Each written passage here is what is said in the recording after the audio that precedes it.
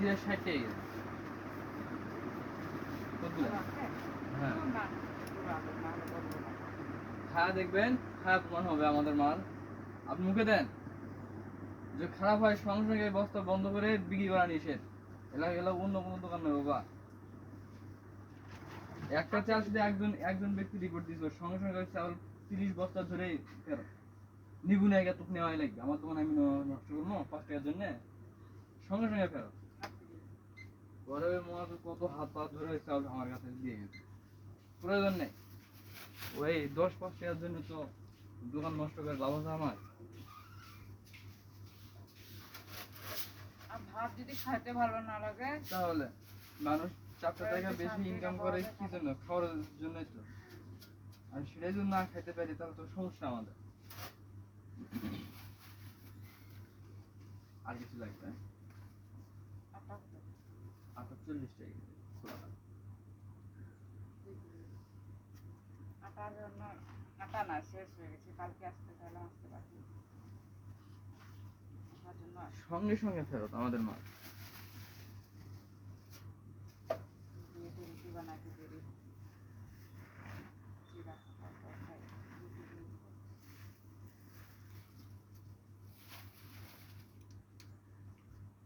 আমরা একটা জিনিস আমাদের যে বসন্তপুরে যতগুলো দোকান আছে নিজস্ব, আমরা একটা জিনিস চিন্তা করি, সেটা হচ্ছে যদি কোনো ব্যক্তি এসে যদি ক্লেম দেয় কোনো মালের প্রতি, সঙ্গে সঙ্গে মাল বিক্রি করাই নিষেধ।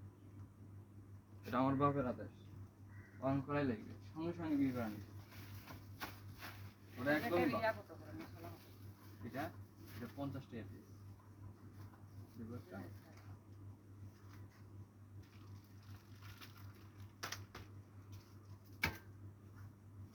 আর কিছু লাগবে?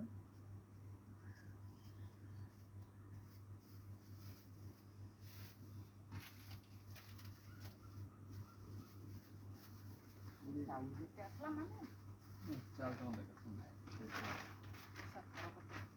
চালটা আজকে আসার কথা দেখি কি হয়।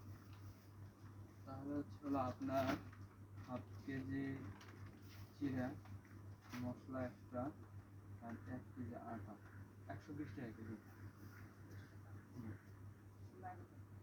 সিমাই যেটা আছে এটা হলো 220 টাকা কেজি। কতটুকু দেবো? 20 টাকা কেজি। হ্যাঁ, একবার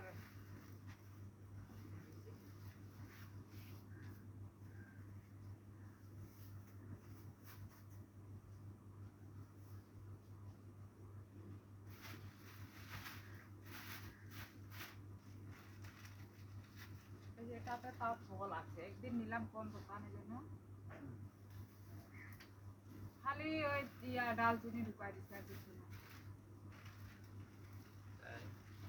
হ্যাঁ, ওই যে বড় ফলটা একটা খালি ঢুকাই দিচ্ছে, সে আবার কিছুই না, খালি পুরো পাতাটা ভিতরে তো ফল।